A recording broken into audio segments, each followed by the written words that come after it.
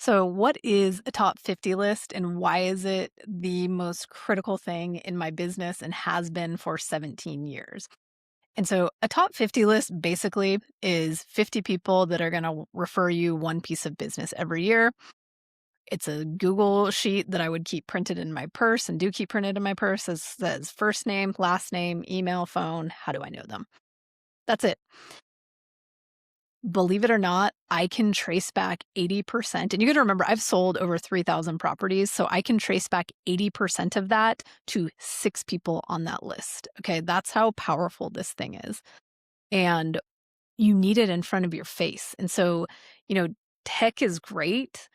However, it's like we still need a way to manage our relationships and stay top of mind with people.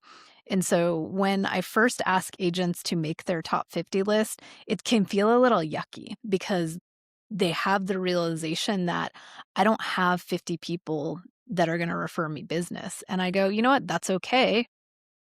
I call it a weak top 50. I'm like, make me a weak top 50 and we will strengthen that thing for the rest of your careers. And there's a magic to it, right? Agents will start their top 50 and given enough time to compound, by the time they've been working it for 5 years, they literally don't have to do any other sort of lead generation. Like their top 50 produces enough business to sustain them. So it's a really cool thing to watch. And it's a really painful thing to watch when I first ask agents in coaching to make the list. Because it's simple, right? It's like, here's a spreadsheet. You could even do it on a piece of paper. First name, last name, email, phone. How do I know them? And the goal is 50 people referring you one piece of business. So if you do this math, right? So I'm just doing it on my phone right now. So 50 people refer you one piece of business. Let's use like the average price of a house in the US is what, like 475 right now.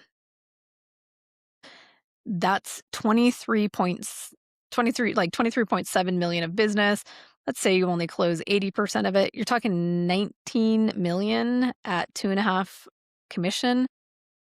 That's 475,000 of gross commission off of one lead generation source, top 50. So that's the carrot on the stick, the long-term promise. And that's about like that's a 5-year promise, right? So you create your top 50 list, you will hit massive production from it, but it will take time. You're going to have to do the 3 touches a month. You're going to have to do the personal reach out. And it's important. And we also like create another, I call it the core 10. So we've got the list of the 50 people, the top 10, right? So you remember I said I can trace back um 80% of my entire sales book of business to 6 people. They're on my core 10. And so I also say it shouldn't be weird for you to tell these people that you love them. Or it's like if you tell them you love them, it shouldn't be weird. And that's how important they are to you, right? Like you're in it with them personally and professionally. And so why this gets yucky for people is because you don't like it's like you just don't have the list when you first make it, or at least most people don't have it. And so there's a couple ways, and I'll actually link this in the description. So I've got a top 50 ways to build your database, right? Because we've all heard that your database is your data bank, your network is your net worth. And so we have to create it.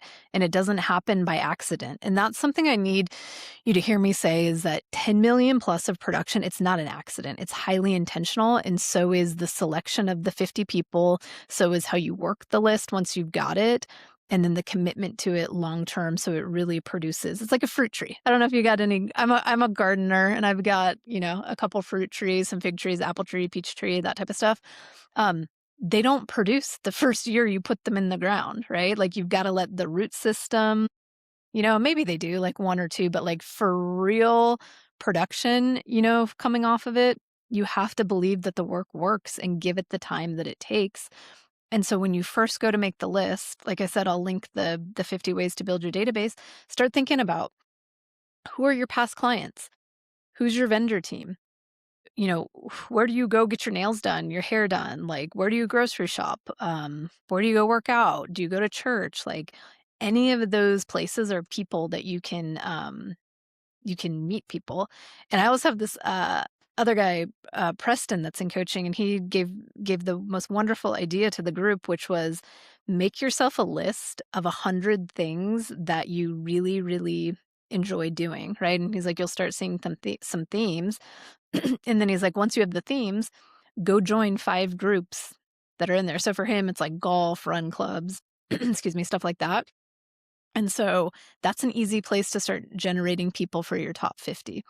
And so you also have to learn how to ask for referrals. So we do that a lot in coaching where it's like, it's not as straightforward as it sounds. I'm like, just go ask for referrals. And then people clam up and they go, well, how do I do that? And so we have to work through that in coaching, which is fine. But basically, top 50, how are you gonna build it? Vendors. So I want you thinking like your closing attorneys, your lenders, your inspectors, your photographers, your stagers, your house measurement, your surveyor, your landscaper, your HVAC guy, your GC, your plumber. All of those people should be on your top 50 because you're referring them business and then they will refer you business back in kind. And my rule with all the vendors is I expect one piece of closed business referred to me from you every year, or you're off the list. Okay. We're not here to run nonprofits. We're here to run a business. And that is some of the most low hanging fruit is getting referrals from your vendor partners. So you can do that. Past clients are exceptional. I also get asked a lot, well, what if I didn't like the past client? I'm like, well, don't put them on your top 50. Like, don't be insane. They don't belong on there. Um, then, if you're married, your spouse should definitely be a core advocate. If you worked somewhere before real estate, and most people like uh, worked other places or had other jobs before they got into real estate. And so, where was that? Like, that's a great peep source of places to do or places to get top 50 from. So, basically, simple, not easy. There's going to be vulnerability. There's going to be ickiness when you hear me say this. It's like, yes, make me a list of 50 people, first name, last name, email, phone. How did you meet them? Once you've got it, I want you to print it out and carry it around with you. And so you just call, like the very first thing I want you to do, especially if you haven't stayed in touch, is just send them a text that says, hey, you popped into my mind. How are you? I've done a terrible job keeping up. That's it. Open that up. Um, then we'll work the 3 touches from there.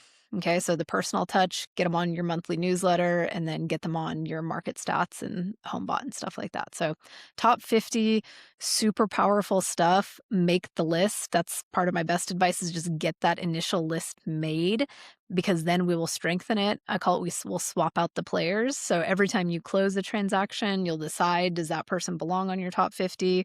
Same thing when you meet new vendors or when somebody comes out of the blue and refers you business, guess what? Put them on your top 50. They're already raising their hand and saying, hey, I'm a fan of you and your business. I put my own reputation on the line to get you referred. So those are great people to be on there. And then just know, don't forget, like, play the long game, right? I see so many real estate agents, they're on the hamster wheel because you have to learn to play the short game and the long game at the same time, right? Like this business requires both playing the short game and the long game. Long game is your top 50 list, at least initially when you're setting it up, but it becomes short game because all of a sudden if you think of it as a fruit tree, it's like you hit like years 4 and 5 of your fruit tree and it's like, oh my God, you're giving it away to neighbors. Like it's just too much going on. So um it's worth it.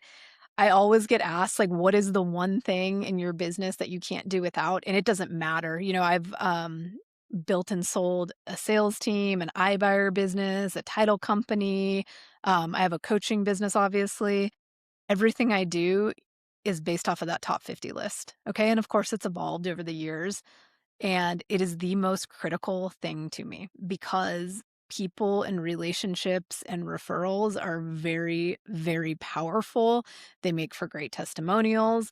Um, and it just makes things easier to know that you've got these people in your corner that are supporting and breathing life into your business while you're out doing other things. So please, please, please get that top 50 made. It's okay if it feels yucky. It's okay if you don't know how to talk to them each month. Like that's what we do in coaching and you can do it and it's worth it. And I hope I proved that to you with, let's even say, I'll do this one more. I love math. So I'm like, let me just do this one more time. So let's even go like 50 people, right? Let's say you only convert half of them, which, you know, you'll definitely convert more than that, especially on warm referrals. Let's say you only get 25 out of them out of that 475 price.